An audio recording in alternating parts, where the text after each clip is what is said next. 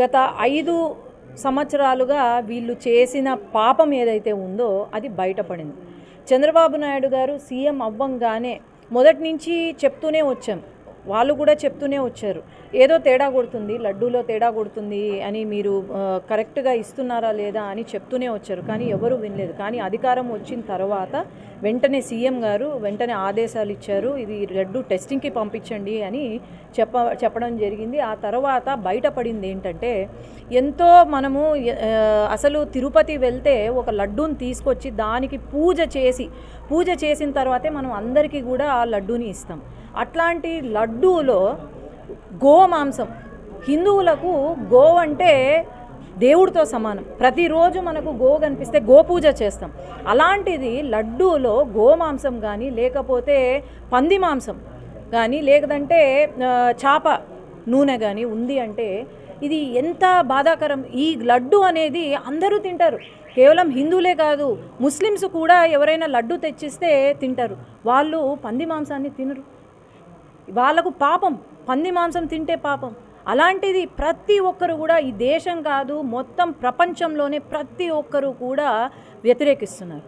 నిన్న మరి సీఎం గారు తిరుపతికి వస్తాను అని అన్రి. ఎందుకు వస్తాడండి తిరుపతికి? ఏం చూసుకొని వస్తారు? 5 సంవత్సరాలు నాటకాలు వేసా తిరుపతికి వచ్చి, మరి ఇప్పుడు మళ్ళా కొత్త నాటకం తిరుపతికి వస్తాను అని. నిజంగా ఆయనకు దేవుడు పైన నమ్మకం ఉంటే మరి తిరుపతి కొండ ఎక్కి రావచ్చు. ఎందుకు ఎక్కడు? ఆయన డిక్లరేషన్ అనేది ప్రతి ఒక్కరము సంతకం చేస్తాం. ఇప్పుడు ఈరోజు నేను మక్కాకో లేకపోతే జెరూసలంకో పోవాలి అంటే వాళ్ళ రూల్స్ ఫాలో అవ్వాల్సిందే. నన్ను రానివ్వకపోతే నేను రాను. ఖచ్చితంగా ఎవరైనా సరే రూల్స్ ఫాలో కావాల్సిందే. అట్లాంటిది నిన్న ప్రెస్ మీట్ చూస్తే అంతకన్నా ఘోరమైన ప్రెస్ మీటింగ్ ఎక్కడైనా ఉందా? 4 గోడల మధ్యలో నేను బైబిల్ చదువుతాను ఎస్ అని అంటారు. అరే, నువ్వు ఏ మతము ఏ కులము అనేది నువ్వు చెప్పడానికి ఎందుకు ఆలోచన చేస్తున్నారు? అప్పుడు ముఖ్యమంత్రిగా ఉన్నారు మీరు, జగన్మోహన్ రెడ్డి గారు, పులివెందుల ఎమ్మెల్యే, ఎందుకు ఆలోచన చేస్తున్నారు? ఎస్, నేను 4 మధ్యలో బైబిల్ చదువుతాను, బయటికి వస్తే హిందువుగా నటిస్తాను, లేదంటే ముస్లింగా నటిస్తాను అని చెప్తారు ప్రెస్ మీట్. నీకు నిజంగానే నమ్మకం ఉంది అంటే, నీ దేవుడి పైన నమ్మకం ఉంటే గొప్పగా చెప్పుకో. అవును, నేను క్రైస్తవుణ్ణి, నేను జీసస్ క్రైస్ట్ని నమ్ముతానని గొప్పగా చెప్పుకోకుండా ఇదేందండి? మళ్ళా అంటాడు ఏ మతం నీది అంటే మానవత్వం అంట.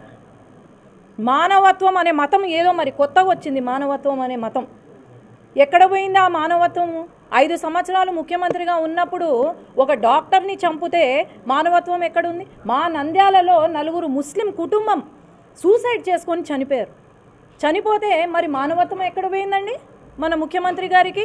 లేదంటే ఎమ్మెల్సీ డ్రైవర్, ఒక ఎస్సీ కులానికి సంబంధించిన ఒక డ్రైవర్ పాపము హత్య చేస్తే ఎక్కడ పోయింది?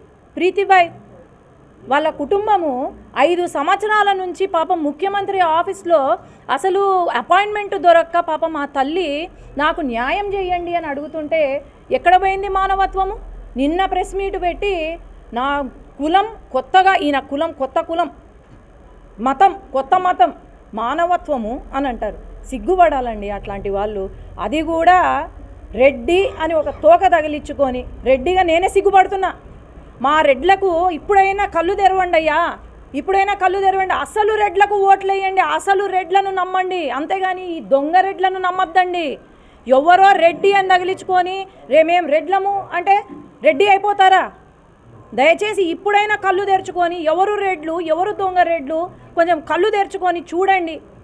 ఇట్లాంటి రెడ్లను, ఇట్లాంటి దొంగ రెడ్లను మళ్ళీ రానియద్దండి అని నేను రిక్వెస్ట్ చేస్తున్నా అందరికీ కూడా.